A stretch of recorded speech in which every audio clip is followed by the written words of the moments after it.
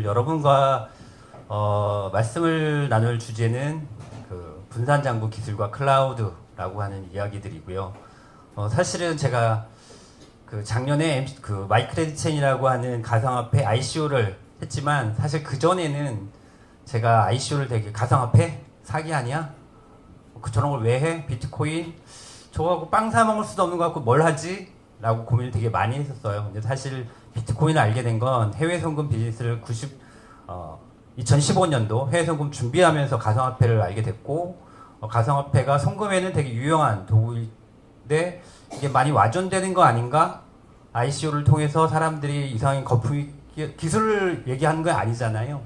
그 가상화폐 자체에 집중을 하고 과열되는 현상을 보면서 사기 아닌가라고 했는데, 제가 왜 MC를 가상화폐를 만들었냐 보면 인생에 좀 그런 게 있는 것 같아요. 저에게 제가 그걸 하게 된 이유는 지금 아니면 그걸 해볼 수가 없을 것 같은데, 지금 아니면 그래서 한번 해볼게요. 저는 정직하게 하면 될 것 같은데요. 이런 생각으로 시작을 했고요. 그 전부터는 사실은 하나은행과 함께 블록체인 POC를 한 2년간 했습니다. 자체적인 블록체인 저희가 만든 솔루션으로 1년차를 했고요. 2년차에는 하이퍼레저를 가지고 한국에 있는 하나은행과 대만에 있는 타이신은행을 연결하는 POC를 진행을 했었고요. 그리고 저희 마이크레디 체인도 사실은 하이퍼레저로 돌아가는 블록체인이기도 합니다. 블록체인 하면 많은 분들이 되게 어려워하세요. 그거 마치 제가 생각하는 우리는 언제 수학을 포기하는가? 우리는 언제 블록체인을 포기하는가? 저 모르겠어. 비트코인이 뭐야 모르겠어. 설명 누가 자신 있게 하실 분은 별로 없잖아요. 수학도 역시 마찬가지. 우리가 비트코인을 만날 때 가상화폐 또는 블록체인에서 고민을 하게 되죠. 그러다가 누가 소금물에 소금을 뿌려. 똑같이 비트코인만 있는 게 아니라 이더리움도 있대. 이건 뭐 스마트 컨테이너를 한대. 뭐 이런 생각을 하죠. 거기다가 이제는 수학에서는 달리기를 하는데 철수와 현이가 같이 뛰면 되죠. 다른 속력으로 뛰어. 심지어는 거꾸로 뛰죠. 그래서 언제 만날까? 철수와 영희는 뭐 이런 얘기를 하죠. 이더리움까지 겨우 왔더니 이제는 뭐 이오스라는 게 있고, 뭐 그다음에 뭐 퍼블릭 블록체인이나 프라이빗 블록체인 뭐 이런 얘기들이 나와요. 점점 어려워지죠. 이제 결정적으로 우리가 수학을 포기하게 되는 경우 이제 함수가 나오면서 함수가 이동을 하죠. 함수를 겨우 그렸는데 옮기래. 이러면서 우리는 포기하게 되고, 겨우겨우 블록체인 따라오고 암호화폐 쫓아왔더니 ICO라는 게 만들어지고 또 IEO가 나오고 뭐 거래소가 나오고 이러면서 아 저거 사기네 하고 접거나 좀 더 파볼까 하고 들어가거나 하는 두 부류로 주로 나뉘게 되는 시장이 뭐 분위기가 블록체인인 것 같습니다. 수학을 포기하는 것과 비슷한데, 하지만 사람들은 여기에 왜 열광을 할까요? 또는 비트코인으로 우리 무엇을 제가 제일 많이 들었던 질문이 저거예요. 가상화폐로 뭘 할 수 있어요? 또는 비트코인으로 뭘 할 수 있어요? 그럼 저는 이렇게 대답하죠. 그거 아무것도 아닌데. 하지만 라이트 형제에 대한 비유를 합니다. 라이트 형제의 비행기는 불과 12초, 13초밖에 하늘 날지 못했어요. 하지만 전 세계에 있는 과학자들, 특히나 항공계에 있는 과학자들은 라이트 형제를 가장 역량경 인물 1위로 꼽습니다. 그건 뭐냐면 진짜로 돌아간, 진짜로 우리 머릿속에만 있던 중간자가 없는 장부를 만든 최초의 가상화폐가 비트코인인 거죠. 그러면서 우리는 또 비트코인에 대해서 공부를 합니다. 지갑은 어떻게 만들고 그 안에 뭐 알고리즘이 뭐고. 하지만 여러분들 자동차 운전할 때 내 차는 6기통에 무슨 감마 엔진이 들어가고 무슨 거에 들어가서 겁나 좋아라고 여러분 와이프나 주변 사람한테 얘기 안 하죠. 근데 우리는 그렇게 얘기하고 있어요. 비트코인 얘기하면서 기술적인 얘기도 계속하고, 우리가 비행기 타면서 공항에서 비행기 타면서 비행기 양력이 어떻고요, 이 비행기 기종은 뭐 에어버스 뭐기 때문에 겁나 안전할까 이렇게 생각 안 하잖아요. 그냥 대한항공이니까 안전하겠지, 또는 뭐 안전한가? 뭐 아시아나니까 좀 좋겠지, 저가항공사보다 좀 편하겠지, 뭐 이런 생각을 가지고 비행기를 타잖아요. 똑같아요. 근데 우리는 많은 블록체인을 하는 사람들은 그 기술만 가지고 계속 얘기해요. 하지만 그 기술은 아직 머릿속에만 있거나 아주 구현이 되었지만 실생활에 적응하기 힘든 기술들이 대부분입니다. 그렇죠. 비슷한 양상들이 있었어요. 증기기관차가 나왔을 때 또는 16세기부터 18세기 사이에 전기가 발견되면서 많은 과학자들이나 이 사람들은 이걸 딱 만들어내니까 사람들은 저 증기기관이 어떻게 움직이지? 거기에만 관심이 많아요. 심지어 전기공학자들이 하는 그 전기를 보고 마술이라고 생각하는 사람들이 많았어요.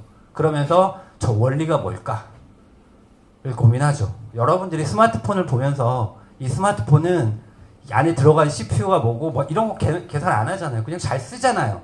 그리고 스마트폰에서 여러분들은 스마트폰을 이용한 비즈니스를 하는데 스마트폰의 원리나 스마트폰에 안에 들어간 하드웨어나 기술적인 건 고민 안 하셔도 되잖아요.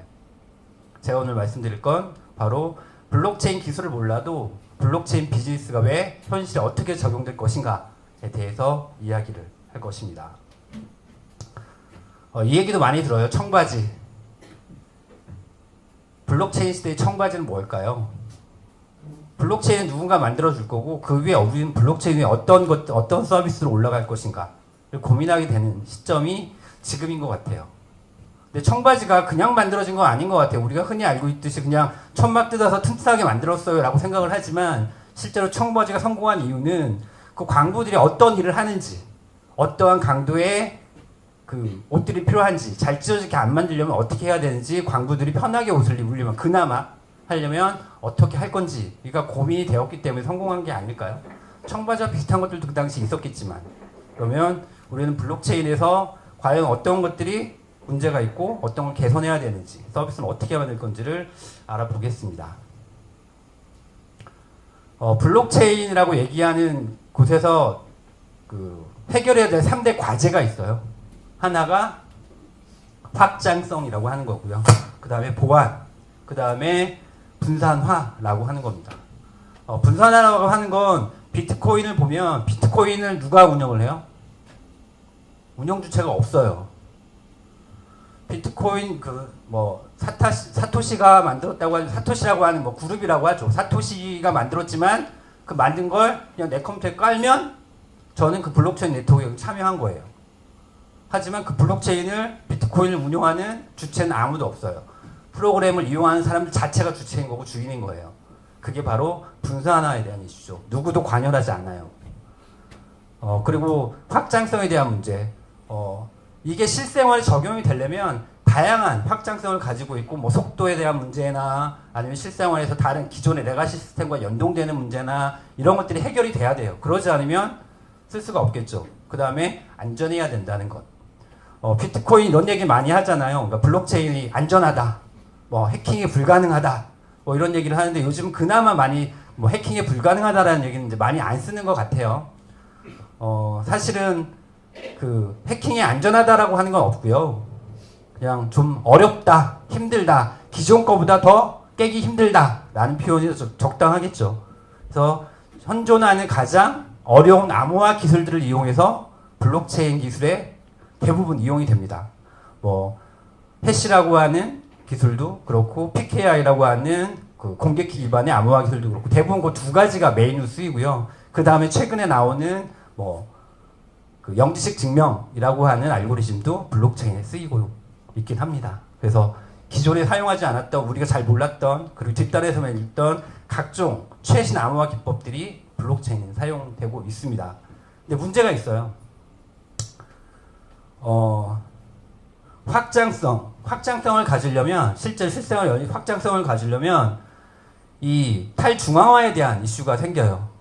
분산화, 탈중앙화에 대한 이슈가 생겨요. 여러 사람들이 사용하려면 그만큼의 그 보안적인 요소는 더 세지겠죠. 그러니까 보안이 더 약해진다고 할까? 근데 2명만 사용해요. 2명만 사용하는 어떤 앱이나 서비스예요. 그러면 그 2명만 서로 신뢰하면 이거 아무 노출이 안 된다면 되게 안전하게 사용될 수 있겠죠. 그래서 이게 이쪽이 커지면 이쪽이 약해지고 이쪽이 커지면 또 이쪽이 약해지고 하는 그게 있고 거기서 보안을 또 어떤 식으로 처리할 것인가에 대해선 기술들이 조금씩 달라지기 시작합니다. 그래서 이쪽에 치중을 하는 게 퍼블릭 블록체인, 비트코인, 이더리움 이런 애들이 있고요. 이쪽에 현실 비즈니스에서 빠른 속도와 그 다음에 기존의 데이터베이스를 대체하려고 하는 노력들은 탈중앙화라기보다는 스케일러블에 확장성에 더 노력을 하는 분야로 나누어져 있고 주로 프라이빗 블록체인, 퍼미션드 블록체인이라고 하는 영역들이 이쪽에 영역에 들어가 있게 됩니다. 오늘 주제는 주로 이 영역들에 대해서 이야기를 할 거고요. 또 한 가지가 있어요. 블록체인 3대 요소라고 하는 게 있는데 하나는 분산 장부 기술입니다. 데이터베이스를 대체해요. 근데 사실 완벽하게 대체하지 않아요. 하이퍼레저도 사실은 데이터베이스는 카우치DB나 레벨DB 같은 데이터베이스 쓰고요. 실제로 그 해시 값을 블록에 저장하는 거예요. 완결성을 위해서. 얘가 망가지면, DB가 망가지면 그 해시 값이 여기 달라. 그럼 해킹당했네. 또는 장부가 이상하게 데이터가 잘못 들어왔네. 이런 완결성을 위해서 하이퍼레저는 블록체인을 사용을 하고요. 분산 DB는 또 사실은 따로 있습니다. 일단 데이터베이스를 분산화 시킨다라는 거고, 그 다음에 암호화폐 빼놓을 수 없죠. 암호화폐 이야기가 나오고, 그 다음에 스마트 컨트랙이라고 하는 것들이 나오는데, 분산 DB와 암호화폐의 기술을 적용한 게 비트코인이라고 보시면 돼요. 비트코인은 스마트 컨트랙이 없습니다. 없고요. 그 다음에 암호화폐 뺀 영역들이 하이퍼레저, R3 코드라고 하는 프라이빗 블록체인 영역들이 또 그 암호화폐 영역들이 좀 빼서 고민하고 있고요. 이 세 가지를 다 기술을 갖고 있는 게 이더리움입니다. 스마트 컨트랙에 대해서 좀 더 부가적으로 설명을 드리면, 심지어 저 이더리움을 만들었던 비탈릭 부테린조차도 내가 이름을 잘못 지은 것 같아 라는 얘기를 트위터에 날렸어요. 스마트 컨트랙이라고 하니까 무슨 계약서 이렇게 생각을 하시는데 사실 그런 건 아니고요. 우리가 쉽게 생각하면 여러분 개발 좀 경험들 있으시죠? 배치 파일 아시죠? 배치 파일, 배치 프로그래밍 짜면 얘가 들어가면 어느 조건에 의해서 마주 자동으로 돌아가잖아요. 시간을 우리가 조건값으로 걸든 아니면 특정한 조건값이 들어오면 자동으로 실행을 해주세요 라고 하는 게 바로 스마트 컨트랙입니다. 조건이 맞으면 그 프로그램 덩어리예요. 무슨 실행을 하기 위한 그걸 스마트 컨트랙이라고 보시면 돼요. 왜 굳이 컨트랙이라는 이름을 썼냐? 그 프로그램을 짰는데 내 마음대로 짜놓고 짠 게 아니라 모든 사람들이 그걸 봐요. 그리고 제대로 맞아. 그 조건 나도 동의해. 그럼 내가 전자서문을 한다거나 아니면 오픈을 해서 모든 사람들이 그 조건을 다 볼 수 있도록 만든 게 스마트 컨트랙이에요. 그래서 컨트랙이라는 이름을 쓰긴 하는데 사실 그러니까 신문에도 보고 문서들 보면 스마트 컨트랙을 보면 이미지가 다 계약서 형태로 되어 있죠. 사실 그거 아니고요. 그냥 프로그램 자동 조건값이 들어오면 실행될 수 있는 프로그램 덩어리, 실행될 수 있는 프로그램 덩어리라고 보시면 돼요. 쉽게 더 설명하면 exe 파일이 이거예요. 우리 윈도우에서 exe 파일, 데이터베이스 이렇게 생각하시면 됩니다. 퍼블릭 체인과 프라이빗 블록체인. 퍼블릭 체인은 뭐냐면 기본적으로 비트코인, 이더리움인데 장부를 누구나 다 볼 수 있어요. 공개된 장부를. 여러분들 이더스캔이나 비트코인 인포라고 하는 사이트 들어가면 그 거래된 장부를 다 볼 수 있어요. 주소 대 주소로 움직이지만 그 해시값을 가진 주소가 누군지 모르겠지만 하여튼 다 볼 수 있어요. 그리고 트랜잭션도 다 오픈돼요. 근데 프라이빗 블록체인의 아이디어는 뭐냐면 그렇게 하니까 좀 불합리한 것 같아. 비즈니스에 좀 안 맞는 것 같아. 특히나 은행 같은 데서는 개인정보잖아요. 거래 기록 자체 개인정보인데 그걸 오픈할 필요가 있을까? 굳이? 그러면 믿을 만한 놈들끼리 모여서 우리끼리 네트워크를 만들고 우리끼리 분산 장부를 공유하면 되지 않을까? 그러면 우리끼리니까 속도도 더 빨라질 거고 실제로 이더리움도 노드가 10개면 속도 겁나 빨라요. 이더리움도. 근데 전 세계에 무수한 노드들이 있기 때문에 그게 다 똑같이 싱크를 맞추고 똑같이 합의를 해야 되기 때문에 속도가 느린 거예요. 그래서 속도를 빠르게 하고 좀 더 개인정보에 대한 프라이빗을 하게 만드는 손쉬운 방법이 프라이빗 블록체인인 거죠. 거래에 참여하는 건 누구나 참여할 수 있지만 프라이빗 블록체인은 흔히 은행 생각하시면 돼요. 그 프라이빗을 만든 주체들이 있을 거잖아요. 예를 들어서 은행 5개가 우리 프라이빗 체인을 만들자 했으면 저희 은행 찾아가면 신분증 왜 통장을 만드세요 물어보잖아요. 승인 받은 다음에 그 네트워크에 참여할 수 있죠. 그리고 심지어 그 노드로 참여하려면 똑같이 또 무슨 그 5명이 모여서 얘 참여시킬까 말까 이런 고민도 하게 되고요. 근데 얘는 누구나 그냥 퍼블릭은 참여할 수 있고 누가 검증을 하는가? 데이터에 대한 검증에 대한 문제예요. 제가 정승구 감독님한테 100원을 보냈어.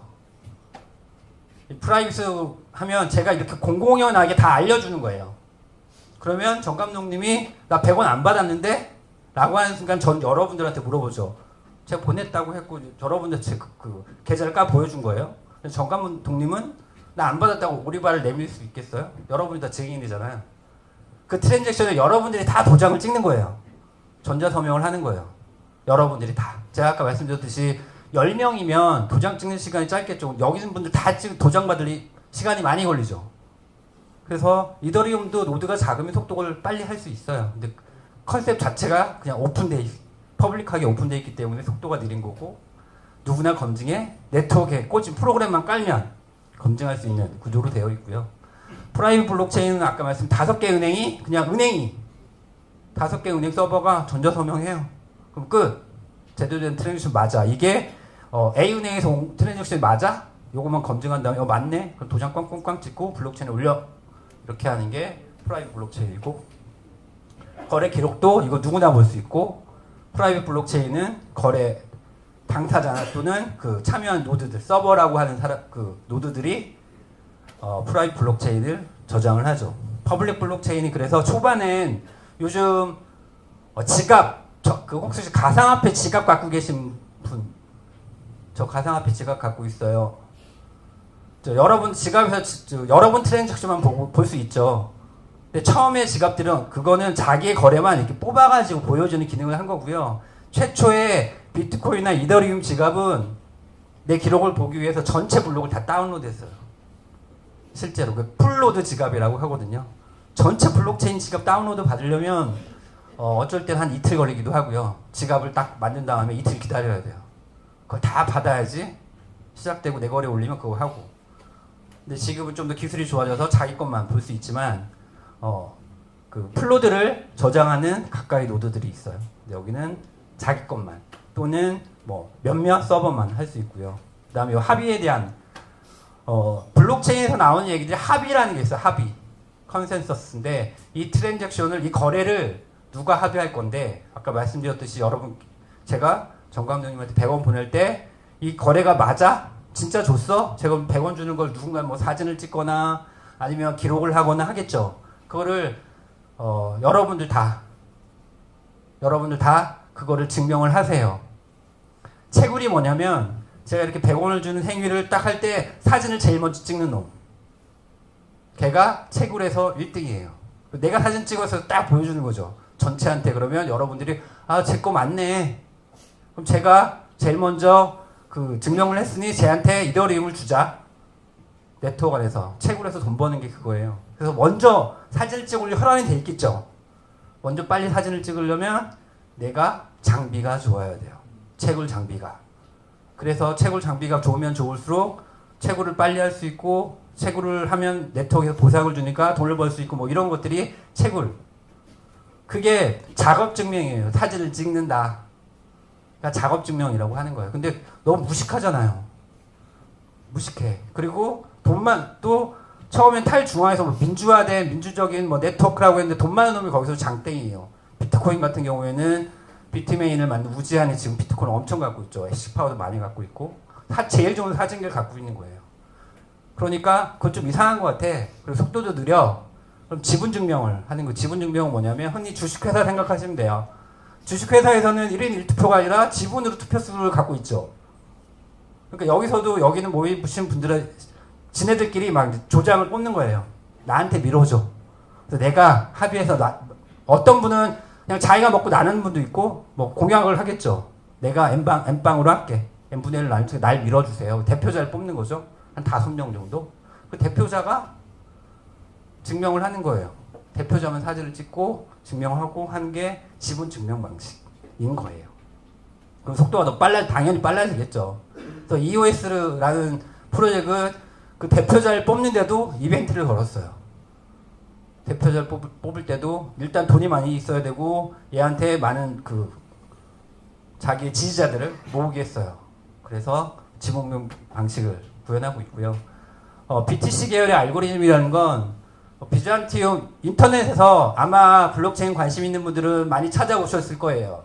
비잔틴 장군의 문제. 그거 보고 이해되세요? 그거 보고 이해하신 분? 똑똑한. 저걸 되게 쉽게 설명을 드릴게요. 사실 저거는 통신에서 기본적으로 이제 고민되는 건데, 여러분들 GPS, 자동차에 GPS 다 있으시죠? 요즘 다 쓰시죠? 내비게이션. 내비게이션 누르면 거기 인공위성 쫙 잡죠? 보통 7개를 잡아요. 이론상 3개나 4개만 잡아도 정확한 위치를 잡을 수 있지만, 왜 7개를 잡을까요? 왜 7개를 잡을까요? 기본적으로 이 개발하는 사람들도 인공위성을 믿지 않는 거예요. 저 인공위성이 고장내서 엉뚱한 신호를 보내면 어떡하지? 또는 태양광에 태양풍이 불어서 신호가 노이즈가 껴서 들어오면 어떡하지? 그러니까 7개 정도 잡아놓으면 그나마 정확하지 않을까?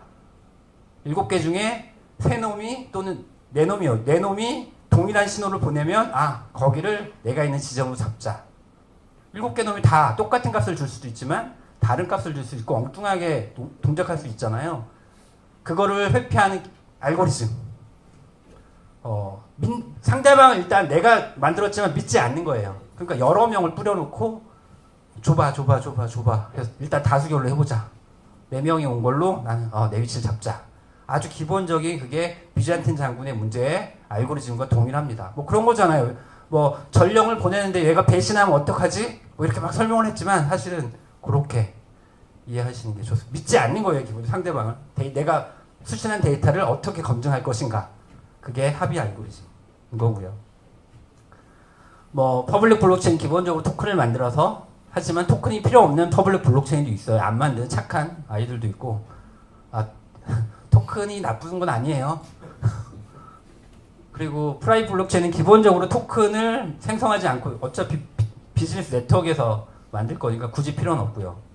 결제 완결성을 보장되는가라는 문제는, 블록체인에서는 블록이 계속 쌓이잖아요. 스마트 컨트랙이라는 게 걔한테 들어와서 얘한테 100원을 줘 라고 해서 했어요. 그리고 이자는 없어. 근데 어느 날 갑자기 스마트 컨트랙을 개선해서 이자를 주는 프로그램을, 스마트 컨트랙을 만들었어요. 그럼 이전에 있는 건 어떡하지? 이전 블록도 다 바꿔야 되나? 못 바꾸니까 아예 새로운 가지를 치는 거죠. 자, 오늘부터는 이자를 주는 걸로 바꿀 거야. 과거 기록은 여기까지고 새로 가지를 치자. 옛날 걸로 계속 들어온 놈도 있잖아요. 그건 요거대로 가.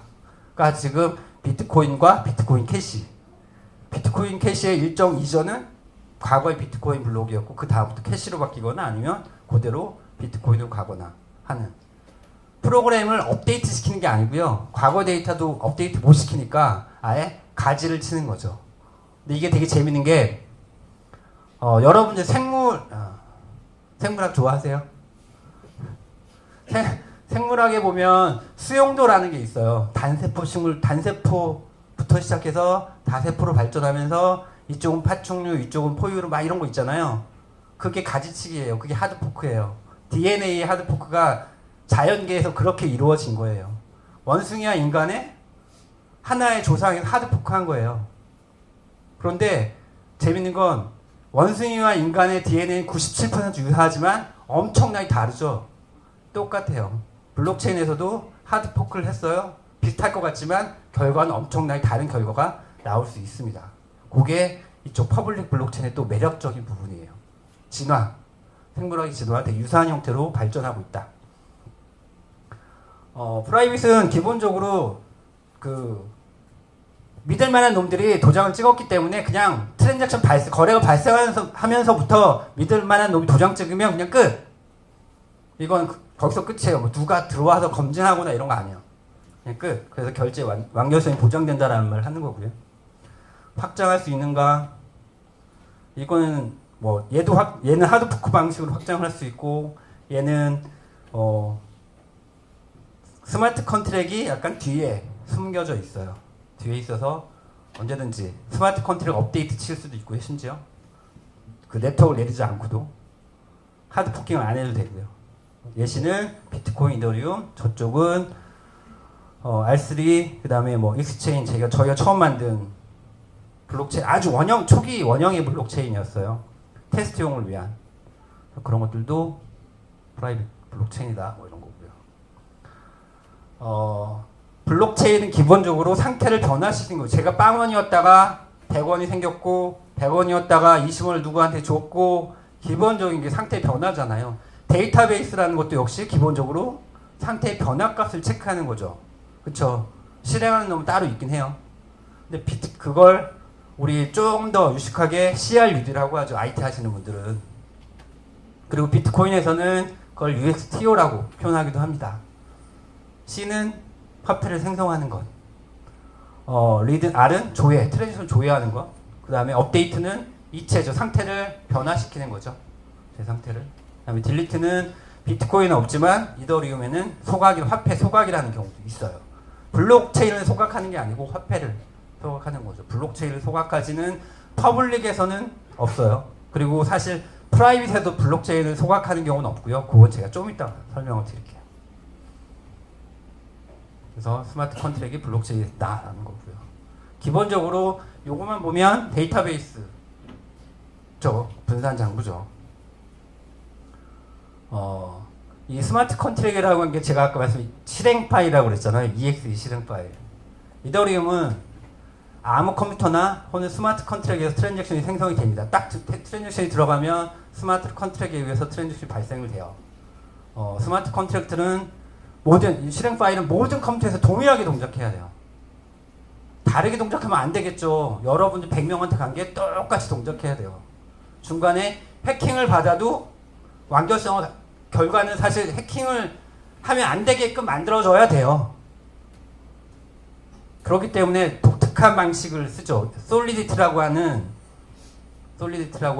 그 자체의 완결성을 가진 그 스마트 프로그램을 짜요. 그리고 요거죠. 스마트 컨트랙 무결성을 가지고 그 안에 해킹이 되면 안 돼요. 실제로 이더리움 보면 저 스마트 컨트랙이 해킹된 경우가 많아요. 대표적인 게 뭐냐면 이더리움의 지갑에 멀티시그 지갑이라는 게 있고, 멀티시그가 뭐냐면 그 통장이 있는데 이 통장의 주인이 여러 명이야.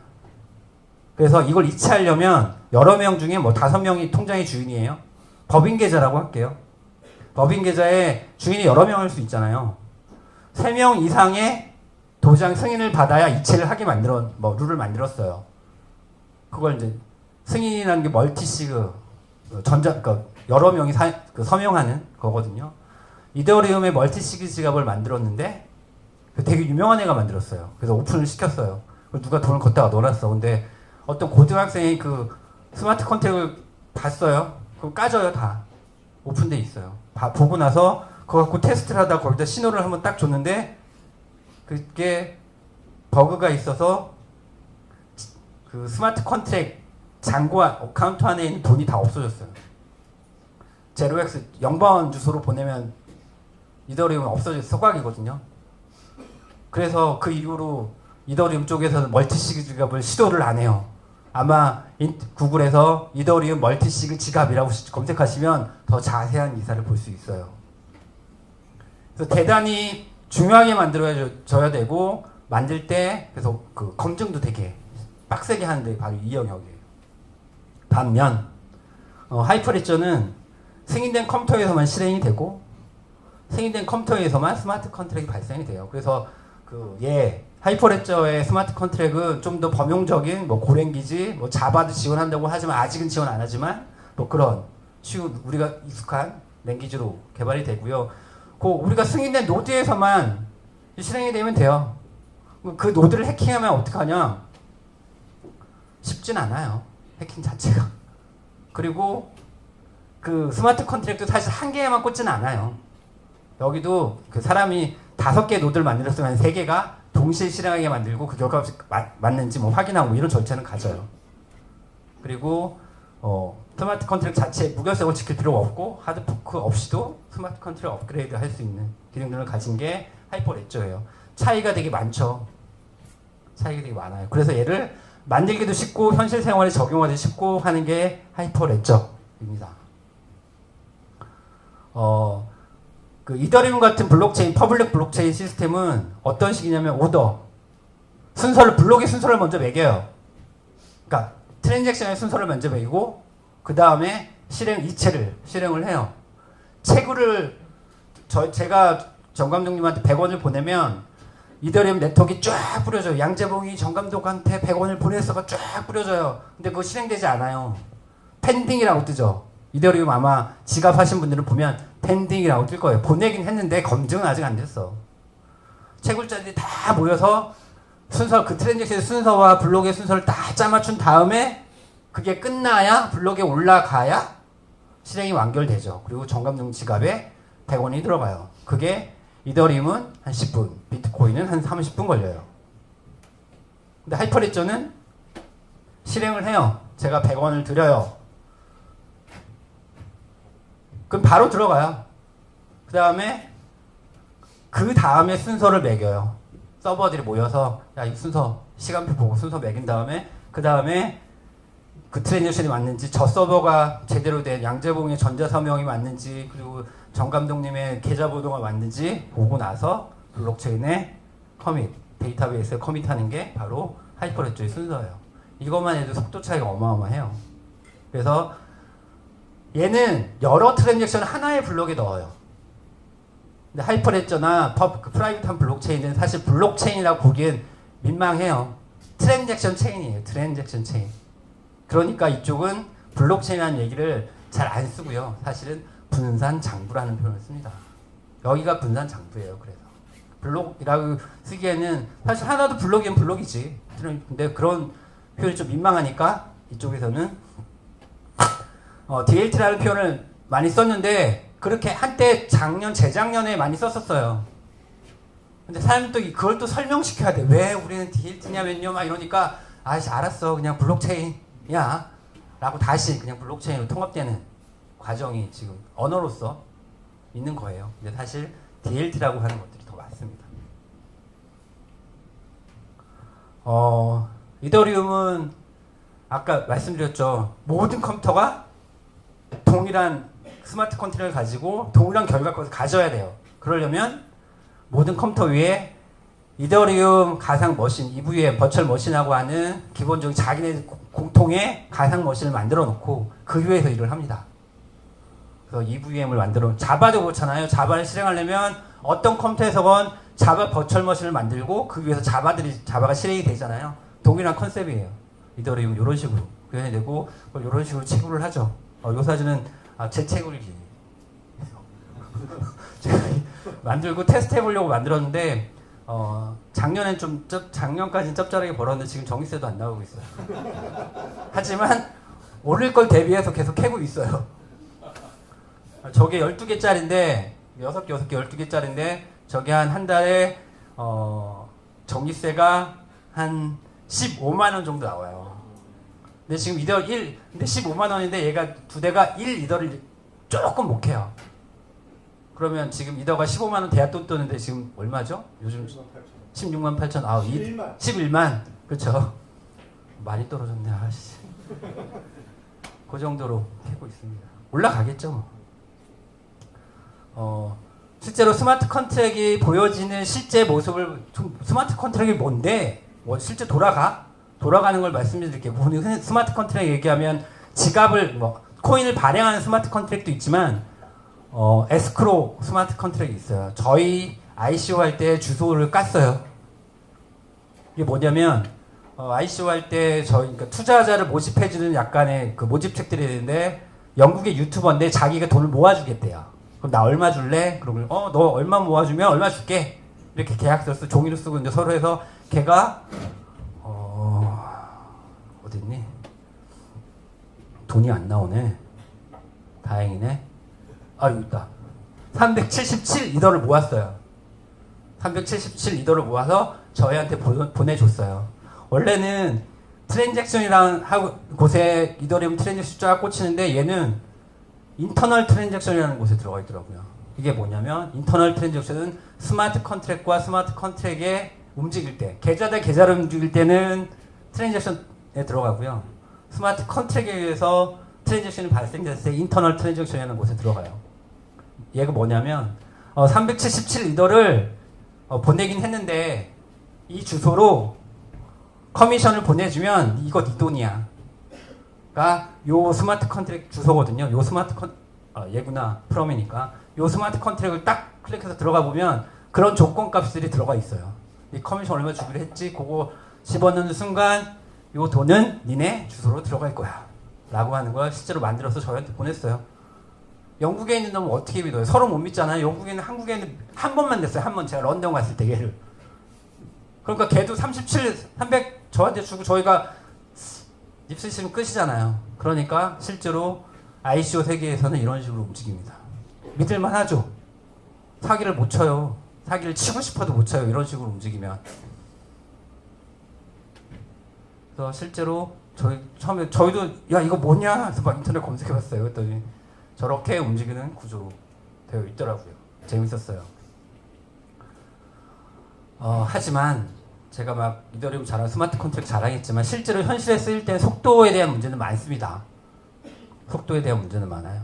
비자가 전 세계 트랜지션을 가장 빨리 처리하는 비자가 초당 24,000건을 처리하고요. 리플은 퍼블릭 블록체인하고 있는 프라이빗 블록체인에 가까워요. 그래서 되게 빠르죠. 1,500개. 페이팔이 190개. 여기 이더리움 20개, 비트코인 7개밖에 처리를 못해요. 20개 갖고는 초당 20개 처리 속도 갖고는 실생활에 사실 적용하기 너무 힘들어요. 할 수 없어요, 사실. 지금 하이퍼레저가 여기를 왔다 갔다 하고 있어요. 여기를 왔다 갔다. 1000개 정도 넘어야 비즈니스 가능하다. 그것도 글로벌 비즈니스가 아니라 로컬 비즈니스에서 좀 잘 된다는, 조금 잘 된다는. 아주 잘 되면 또 못 써요. 1000개 넘어야 돼요. 2000개 정도 초당 2000개 정도 나와줘야 비즈니스가 문제없이 돌아가요.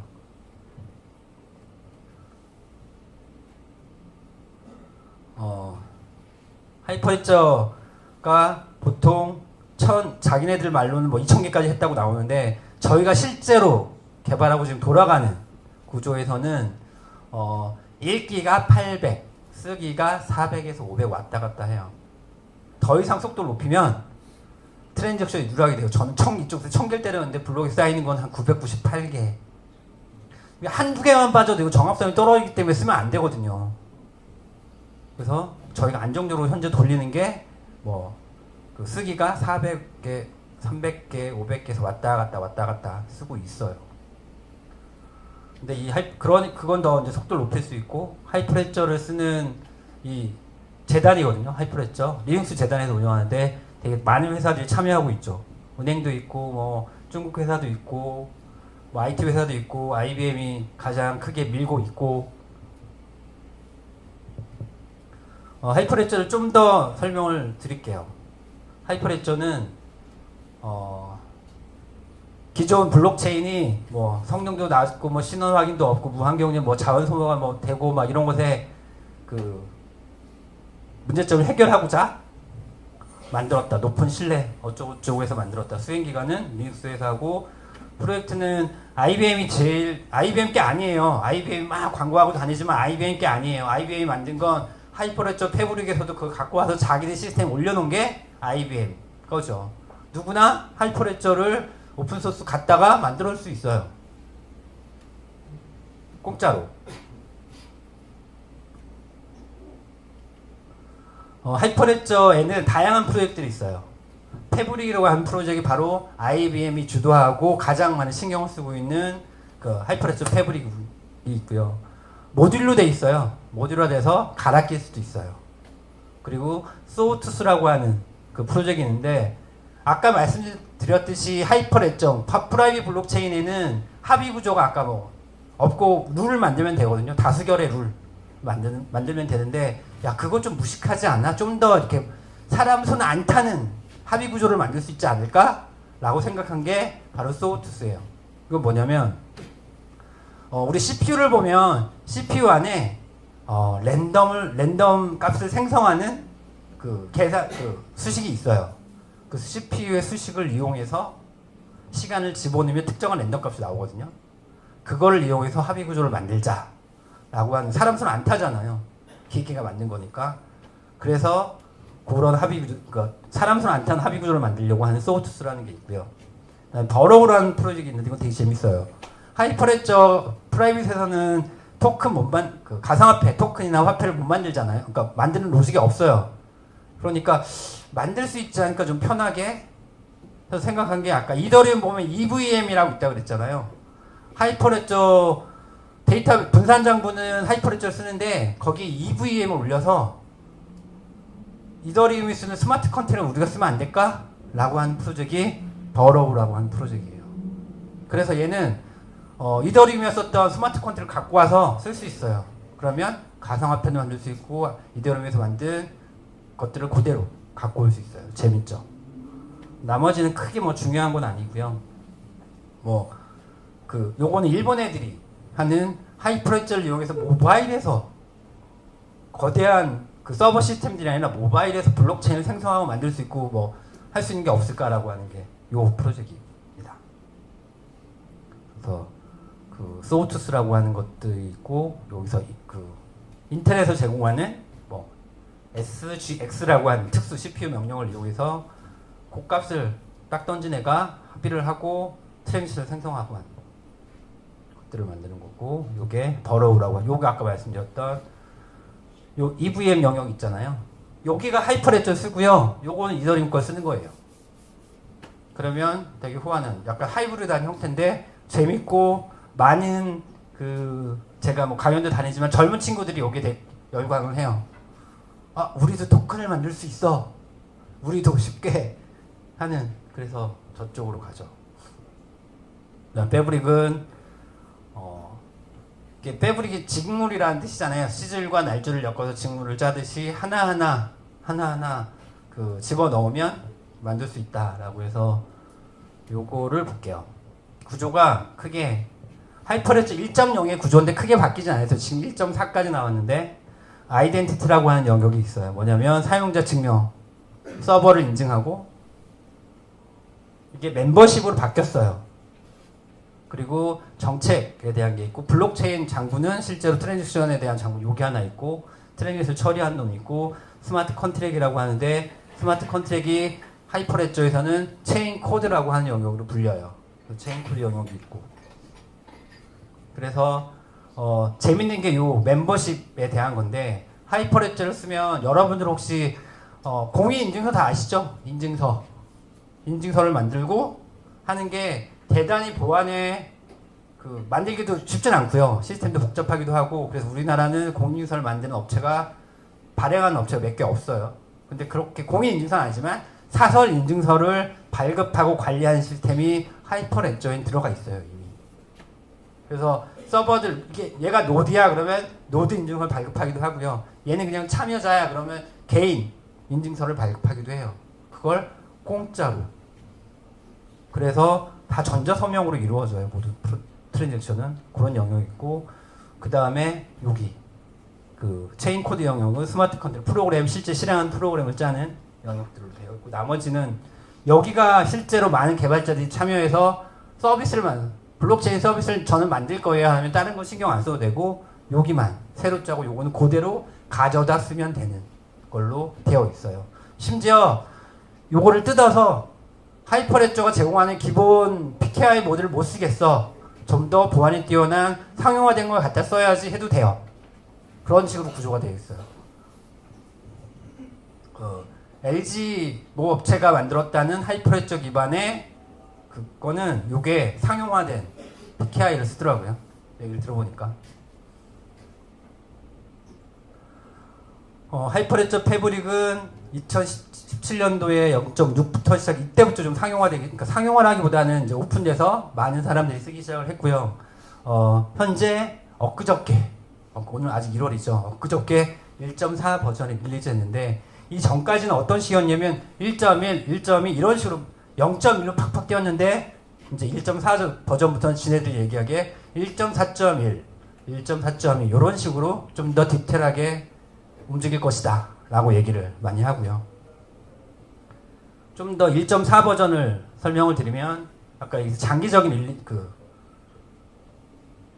릴리즈를 제공한 1.4.1 뭐 이런 식으로 움직인다 라고 하는 거, 서비스 가능성 및 운영을 개선했다고 하는 건 모듈화가 더 쉬워지고 그 다음에 지금 하이퍼레저 체인 코드는 아까 고랭귀지로 만든다고 했는데 그게 좀 더 뭐 편해진다 뭐 이런 얘기 들고 제일 중요한 게 바로 요거예요. 개인정보 보호.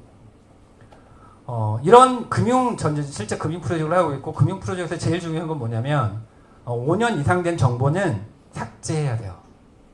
그리고 또는 최근에 유럽의 개인정보보호법인 GDPR이 발현되면서 개인이 요청하면 그 정보는 지워야 돼요. 이제 나 니네 거 서비스 탈퇴할 거고 네가 저장할 때 내 정보 다 지워 라고 하면 지워야 돼요. 근데 블록체인은 못 지우잖아요. 어떡하지? 고민에 빠진 거예요. 그래서 고민한 게 아까 얘기했듯이 하이퍼레저는 실제 데이터베이스 카우치와 레벨DB를 쓰고 그거 해시값을 블럭에 올리잖아요. 그 레저 분산 장부에 올려요. 그 해시값 갖고는 아무것도 못 하잖아요. 또 해시값 갖고 역으로 빼기도 거의 안 된다고 생각하시면 돼요. 근데 여기 있는 정보를 지워보자. 여기를 DB에 있는 정보를 날리고 일단 블록에 쌓은 건 잘 모르겠으니 냅둬보자. 이런 식으로 피해갔는데 이번에는 좀 더 그것보다 강화된 지울 수 있게 아예 DB 그전에는 개발자들이 막 짜가지고 지우는 코드를 새로 만들어야 되는데 아예 프로젝트 안에 그 지우는 영역들을 만들어 놨어요. 그러면 요청하면 지웠어. 우리가 갖고 있는 건 해시값밖에 없어요. 그거 갖고 뭘 아무것도 할 수가 없어요. 또는 그걸 캐시도 못하게 더 강화되게 만들어 놓은 게 요거예요. 그래서 금융권에서 아주 저희도 제가 지금 진행한 프로젝트에서도 1.4 버전을 바로 도입을 했고 지금 완전 릴리즈 버전은 아니거든요. 일단 들어와서 그거를 테스트하고 있는 중이에요. 근데 저거 같은 경우에는 퍼블릭 블록체인 같은 경우에는 그런 기능이 아예 없거든요. 아예 없어요. 트랜잭션 자체도 못 지워. 트랜잭션 자체가 블록에 올라갔는데 못 지워요.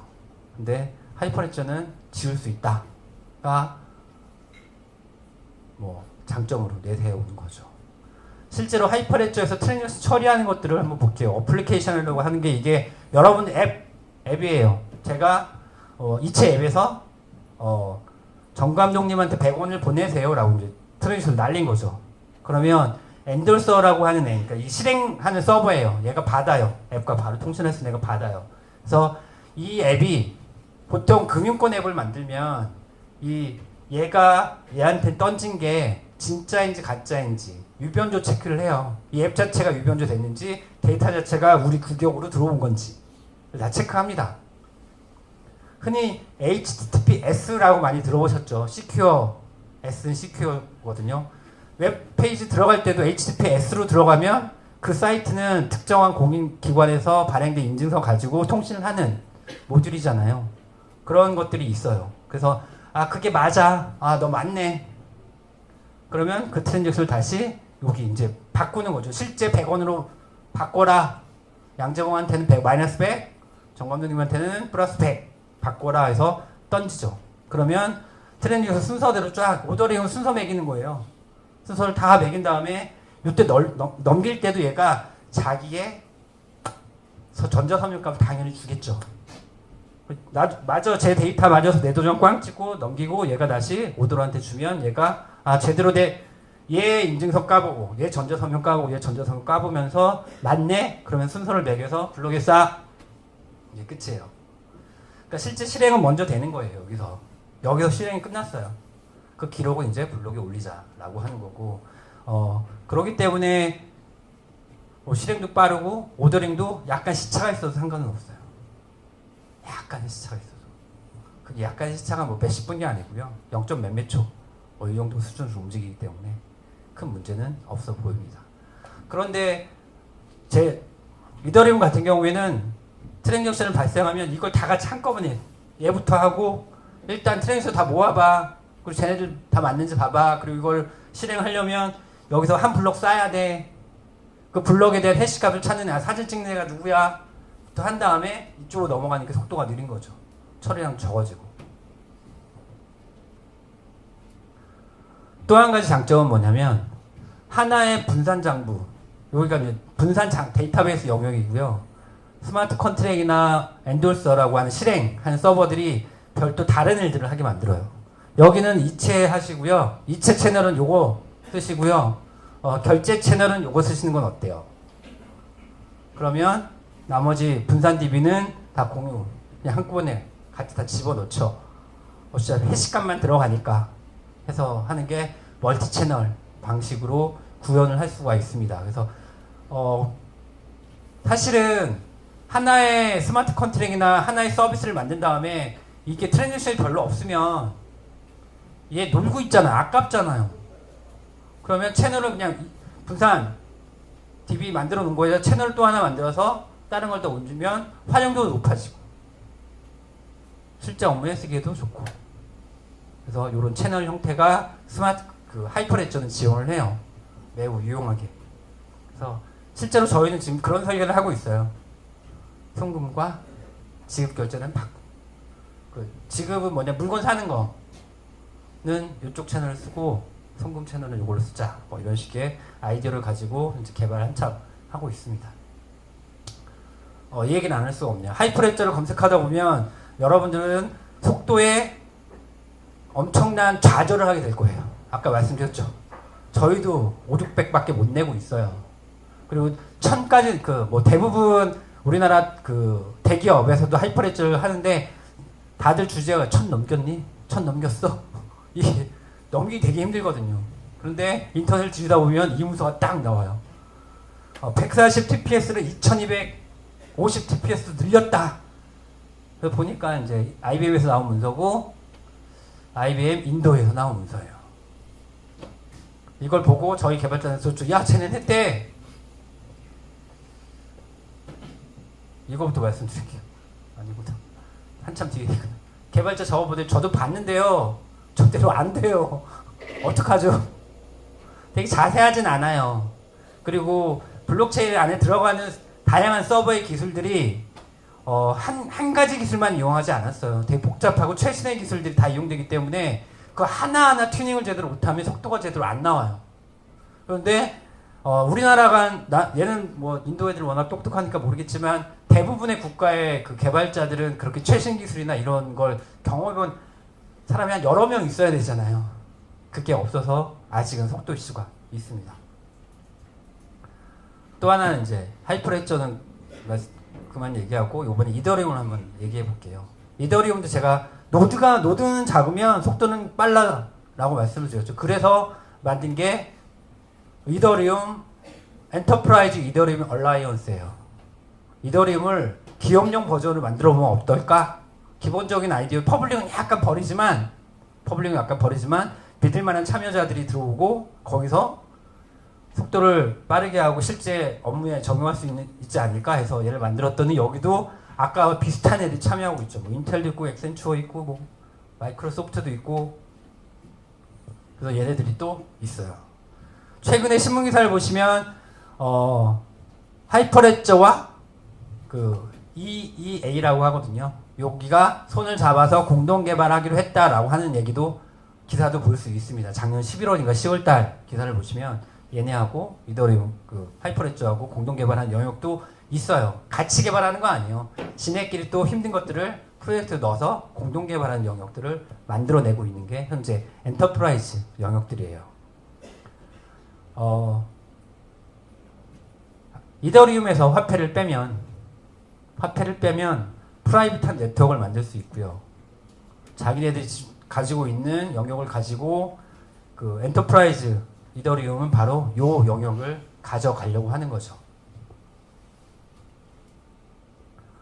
이더리움은 제가 가장 관심 있게 보고 있고 가장 성공적인 프로젝트라고 믿고 싶은 프로젝트 중에 하나인데 이더리움은 여러 단계가 있어요.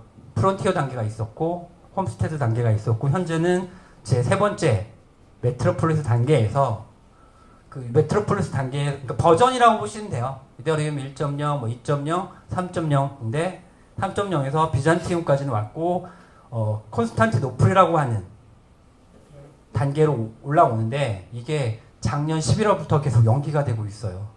저게 연기가 될 때마다 이더리움 폭락을 하고 있습니다. 안타까운데 얘가 뭘 하려고 하냐면 실제 이더리움은 속도를 개선하고 채굴 방식이 아니라 포스 방식으로 가려고 해요. 요 가는 과정이 중간 단계인데 콘스탄티노플에는 포스가 될 만한 것들을 하나 넣어요. 기능을 하나 추가할 거. 완전히 포스로 못 가요. 채굴자. 예? 포스 설명. 아까 지분 증명 방식. 아까 설명드렸는데 주식. 예. POS. 예. 방식이고 지분 증명 방식으로 가면 채굴자들 갑자기 셧다운 할 거거든요. 아까 보셨죠? 제 채굴기가 안 돌아가면 꺼버릴 거예요. 그러면 이더리움 네트워크가 갑자기 불안하거든요. 지금은 한 블록당 저 채굴자한테 3 이더를 줘요. 근데 이때가 되면 2 이더로 내려가요. 그러면서 포스가 될 수 있는 몇 가지 장치를 넣어놨어요. 그래서 채굴자들이 점점 스위치를 끄고 있어요. 저는 아직 안 껐지만. 그리고 제가 안 끄니까 지금 2배 정도 해시파이어가 떨어졌거든요. 제가 아까 한 달에 1, 2더를 못 캔다 그랬잖아요. 지금은 많이 애들이 스위치를 끄고 정세도 안 나오죠. 떨어진다 그러죠. 그러니까 제게 상대적으로 높아져서 지금은 1.2더를 캐고 있어요. 그게 몸으로 여러분 그 채굴은 제가 장려하는데요. 관심을 갖게 되고 이게 왜 그러지 고민하게 되면 이런 기술들을 보게 되잖아요. 그래서 한번 채굴은 제가 권장을 해요. 지금 채굴기 되게 싸요. 전기세 안 나오지만 한번 해보시는 것도 그 실험용으로 해보시는 것도 좋아요. 나중에 여기까지 가면 이더리움 아주 좋아질 거다라고 하지만 아직 기술적 문제 때문에 해결을 못하고 있고요. 이더리움이 속도를 개선하기 위한 다양한 노력들을 하고 있어요. 저런 거 말고도. 기본적으로 샤딩이라고 하는 방식이 있는데 샤딩은 하나의 데이터베이스를 쪼개는 거예요. 여기 보면 1번부터 100만 개인가? 100만 1번부터 200만 쪼개요. 처리하는 DB를. 그래서 얘네 찾아가면 속도가 빠르겠죠. 그래서 데이터베이스를 나누는 거고 캐스퍼가 바로 이더리움을 채굴 방식이 아닌 지분 증명 방식으로 바꾸는 프로젝트예요. POS 방식으로 바꾸는. 또 하나가 제가 이더리움에서 가장 애정하는 프로젝트가 바로 플라즈마라고 하는 프로젝트예요. 이더리움 플라즈마는 다음 페이지 있을 거예요.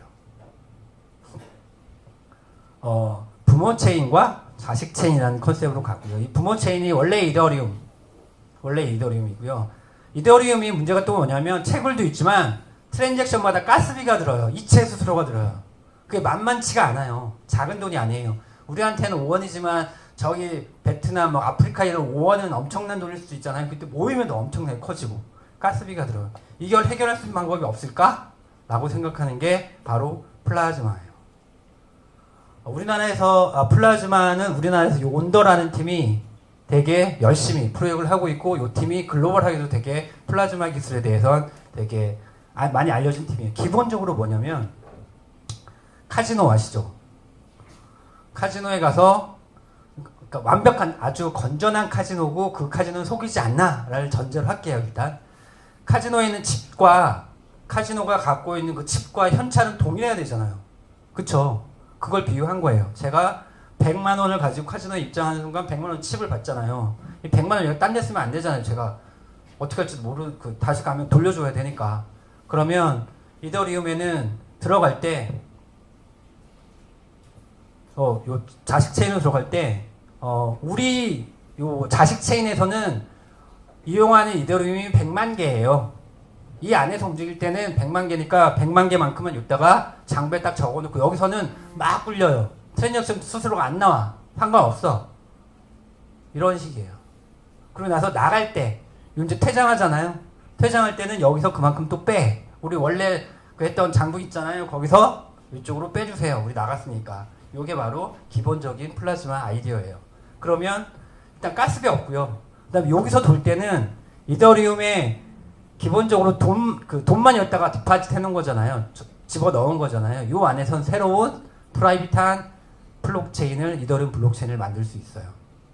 이게 플라즈마의 기본적인 아이디어여서 대단히 속도도 빠르고 가스비도 안 드는 대신 우리 요 자식 체인에서 하는 돈은 다 이더리움의 스마트 컨트랙이 올라갔고 그건 우리가 못 뺐어.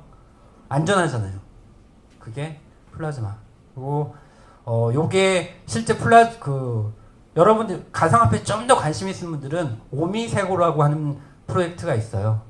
태국인가 말레이시아인가 하는 팀인데 시간이 네 팀인데 걔네들이 바로 결제해서 플라즈마를 이용해서 블록체인을 만들겠습니다 라고 하는 팀이고 오미세고는 아마 전세계 시총 20위 안에 드는 프로젝트 대단히 큰 좋은 프로젝트예요. 아까 얘기했듯이 이더리움, 그러니까 하이퍼레저와 이더리움, 엔터프라이즈 이더리움이 지금 기업 쪽에서 그 클라우드로 올리려고 하는 노력들이 있고요. 요건 뭐냐면 뭐 미디어에서 나온 2019년 블록체인 크립토 커런시 뭐 암호화폐 전망인데 신뢰도는 약간 높진 않아요. 그 각각의 우리나라 ICO나 블록체인 전문가들한테 설문을 했었고 저도 이제 설문에 참여했었는데 엊그저께 리포트가 나온 걸 보니까 서비스로 바스 블록체인이 이제 그 클라우드 서비스로 올라갈 거다라고 하는 게 내년 올해 가장 큰 이슈로 급성장할 거다라는 게 중요한 트렌드로 잡아놨어요. ABI 리서치라고 하는 곳에서 바스 블록체인 애저 서비스예요. 바스 혁신기업 리스트를 뽑았는데 거기서 1등한 기업은 마이크로소프트예요. 마이크로소프트가 가장 뭐 시장을 많이 갖고 있는 건 아니고요. 시장 더하기 얘네 하는 뭐 프로젝트 더하기 뭐 이런 걸 다 놓은 거예요. MS가 1등에 올라갔고 최근에 그 전 세계 탑 회사 리스트를 본 게 있는데 거기서도 재밌게 1등이 MS, 2등이 애플. MS가 많이 치고 올라오더라고요. 하여튼 되게 노력을 하고 있고 IBM, 오라클, 아마존 이런 식이에요. 제가 지금 하는 은행 프로젝트도 블록체인을 클라우드에 올릴 거예요. 그래서 최근에 선정이 됐어요. 업체가 선정이 됐는데 그 업체는 오라클이 선정이 됐어요. 오라클과 KT하고 영우 디지털이라는 회사가 컨소시엄한 회사가 아마 국내 최초로 클라우드에 올라간 블록체인 서비스가 시작되는 프로젝트에 참여한 걸로 될 거예요. 오라클이고 아마존, 알리바바 이렇게 있고 재밌게 알리바바, 바이두 이렇게 중국 업체가 있는데 알리바바 같은 경우에도 제가 초기 블록체인 하나은행이랑 블록체인 POC 할 때 그때 알리바바 클라우드 팀을 만났어요. 그쪽 팀이 저를 보고 한국에도 진출하고 싶다. 클라우드로 블록체인을 구현해 놨다. 이미 참여해라. 이러면서 콜을 받은 적 투자를 되게 많이 하고 있습니다. 옛날부터 지금이 아니고요. 이미 3년 전부터 많이 투자를 하고 있더라고요. 엔터프라이즈 블록체인이라는 거는 뱅크 오브 아메리카 어널리스트가 약 70억 달러의 시장을 가지고 있다라고 엄청난 우리나라 돈으로 따지면 7조 원이 되는 시장을 가지고 있다. 왜 그러면 다 이쪽으로 갈까요? 지금 많은 업체들은 뭐 블록체인 하지만 왜 바스로 갈까요? 왜 갈까요? 아까 말씀드렸듯이 모든 지금 블록체인을 하려고 하는 사람들은 저 속도가 가장 큰 이슈예요. 근데 불합리하지 않아요? 모든 사람들이 저 속도를 개선해야 되는 걸로 맞춰져 있고 실제 서비스는 블록체인 속도 경쟁 서비스가 아니잖아요.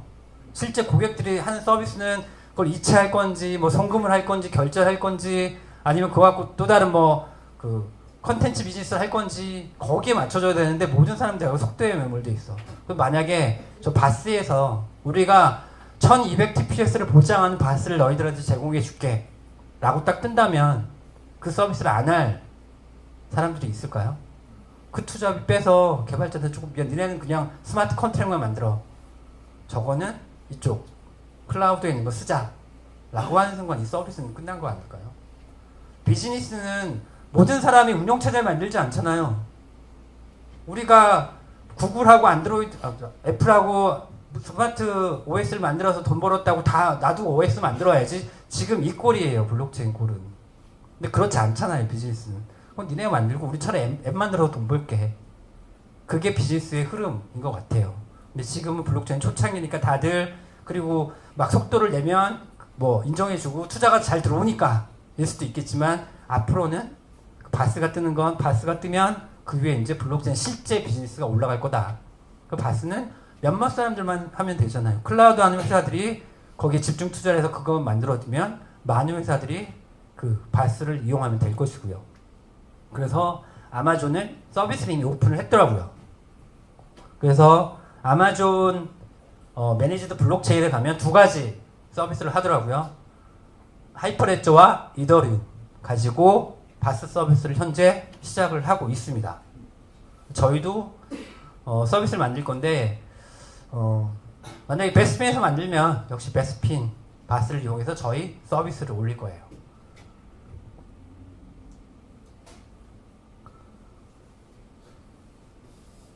기시감, 데자뷰라고 하죠. 많이 처음 먹는 대상이나 처음 겪는 일을 마치 예전에 본 것 같은 느낌. 지금 블록체인 시장은 요거예요, 요거. ICO, 특히 ICO로 보면 사실 이게 되게 유명한 그림이에요. 밑에 이건 바뀌고 계속 바뀌어요. 뭐 금융 프로젝트, 무슨 프로젝트 똑같아요. 처음에 기획 단계에서 뻔질나게 엄청나게 좋다가 실제 만들어지는 거 보면 조금 이상해지다가 만들어진 게 좀 이상한데 실제로 사람이 쓸 때는 이 느낌. 현재 블록체인은 저 느낌인데요. 그 기시감이 어디서 보냐면 1999년도 아마존을 이렇게 평가했어요. 뭐 미국의 잡지사에서 표지 아마존 밤 아마존 거품이야. 쟤네 언제 터질지 몰라. 하지만 아마존은 지금 전 세계 4대 IT 기업이고 매출조차도 한 5대 안에 들더라고요. 많은 업체들이 이쪽으로 가겠지만 또 몇몇 업체는 아마존 같은 회사가 될 거야. 될지도 몰라. 라고 하는 게 지금의 블록체인에 대한 기대감인 것 같아요. 그래서 많은 회사들이 블록체인 한다고 그러고 아니면 또 ICO를 한다고 그러고 아니면 뭐 블록체인 기반한 서비스를 만든다고 하고 있는 게 지금인 것 같습니다. 저희가 실제로 현실에서 고민하는 건 블록체인 시스템을 새로 기존의 레거시 시스템이라고 하고 잘 돌아가는 시스템이 있잖아요. 거기에 블록체인을 어떻게 엮지가 고민이에요. 제가 최근에 2가지 경험을 했는데 한 가지 경험은 모 대형 거래소였어요. 모 대형 거래소에서 프로젝트를 위해서 얘기를 하는데 보통 이쪽 암호화폐 쪽에 있는 친구들은 거래소도 탈중앙화돼서 블록체인 기술을 써서 만들어야 합니다 라고 한 주장 하나 있었고 실제로 홈 트레이딩을 만들고 주식 트레이딩을 만들었던 RDB 기본적인 옛날 기술 기본적인 데이터베이스를 가지고 속도가 겁나 빠른 데이터베이스를 가지고 만들었던 팀은 그거 속도 얼마 나와요? 우리가 초당 진짜 많은 트랜잭션이 있는데 우리 거보다 빨라요? 라고 하니까 처음에 주장했던 분이 아무 말도 못하세요. 또 하나는 제가 지금 현실 비즈니스에서 겪고 있는 건데 그냥 약간 이제 사업적인 걸 크게만 들으세요. API 단이 하나 있고요. 블록체인이 있고 기본적인 RDB가 하나 있어요. 처음엔 API에서 블록체인으로 데이터를 내리려고 했어요. 근데 아까 말씀드렸죠. 누락이 되는 거예요. 못 믿겠다. 그럼 어떡하지? 그러니까 개발자들이 낸 아이디어는 API에서 RDB로 바꾸요. RDB를 다시 블록체인으로 내리세요. 아까 요 그림 됐어요. 이 그림 됐어요. 이게 바로 현실이에요. 그거를 진짜 어쩔 수 없어요. 근데 그거를 누가 저걸 해결해 줄까요? 기존 레거시 시스템에 있는 사람들은 그렇게 얘기를 해요. 블록체인을 사실은 기술자들도 자존심 있잖아요. 블록체인 기술자와 RDB 기술자가 만나면 그렇게 싸워요. 어떡할래? 그럼 블록체인 기술자는 그래는 봤는데 그래는 2000TPS 나온 다음에 왜 난 못하지? 자괴감에 빠지고 있지만 어떻게 해야 되는데 만들어 갈 거예요. 그래서 속도가 좀 느린 트랜잭션은 블록체인을 바로 내리고 속도가 빨라지는 것에는 이 RDB 어쩔 수 없지만 RDB를 채우자 해서 약간 기형적 하이브리드한 형태지만 그런 식의 그림을 가져가고 있어요. 그래서 송금은 약간 느려도 되니까 직접 블록체인, 결제는 바로 앞에서 돈이 왔다 갔다 해야 되니까 RDB를 태워서 블록체인, 이런 식의 그림을 현재 가져가고 있어요. 그런 것들은 실제로 블록체인을 현실에 고민하는 사람들은 여기까지 이제 고민하고 있습니다. 현실 바로 이거죠. 2000TPS 나온다며. 실제로 저희 프로얘기하는 블록체인 책임자가 이 고민에 빠졌어요. 제가 이사님, 대표님, 제가 기술이 모자란 걸까요? 왜 우리는 안 될까요? 아니다. 걱정하지 마라. 누군가 해줄 거야. 우리는 비즈니스를 만드는 사람이고 누군가 해줄 거야. 그게 곧 바스에서 누군가 나올 거야. 나오는 팀이 있으면 그걸로 갈아타면 돼. 우리는 블록체인에서 어떻게 싸우고 비즈니스를 만들면 돼. 실제로 그러더라고요. 자괴감은 빠진다고. 지금 블록체인 하는 기술자가 연봉은 많지만 연봉은 많아요. 잘 져요. 블록체인 지금 뭔가 좋아요. 많지만 되게 고민에 쌓여 있습니다. 여기까지 대략 설명을 드렸습니다. 현재 블록체인이 어떻게 적용될 거고 어떻게 흘러갈 거고 그래서 저희 그림을 하나 소개를 할까 합니다. 마지막 제가 최근에 자금 세탁 방지에 대한 회사를 하나 차렸고요. 거기에 블록체인을 넣을 거예요. 이거 저희 그 블록체인 개발자 없어요. 저는 해봤지만 전 개발자는 아니지만 바스가 만들어지면 그냥 저희 현재 이제 아마존에 꽂으려고 생각하고 있어요. 아마존에 꽂고 비즈니스는 로그하고 이용 기록만 블록체인에 내리면 되거든요. 아무것도 아니에요. 제가 보기에. 근데 바스가 그 아마존에 꽂으면 돼요. 아마존에 서버 하나 놓고요. 그 서버에서 로고 만들 때마다 블록체인을 쏘면 돼요. 스마트 컨트랙 하나만 만들면 돼요. 스마트 컨트랙 만드는 거요. 어렵지 않아요. MC 마이크리체인 해보니까 클라이언트 개발자가 2달 공부하니까 완벽한 스마트 컨트랙, 하이퍼레저 스마트 컨트랙. 저쪽 이더리움 스마트 컨트랙 아니고요. 하이퍼레저의 완벽한 컨트랙을 만들어내더라고요. 그 랭귀지를 갖고. 그 정도로 쉽게 전이가 가능한 영역이에요. 그래서 저희는 그 정도로 준비하고 있습니다. 이거는 사실 자금 세탁에 관련 로그들은 변조되면 안 되거든요. 감사를 받아야 되는 시스템이어서 블록체인에 올리면 안전할 거다라고 보고 이렇게 준비를 하고 있습니다. 예, 제 강의는 여기까지 준비를 했습니다. 감사합니다.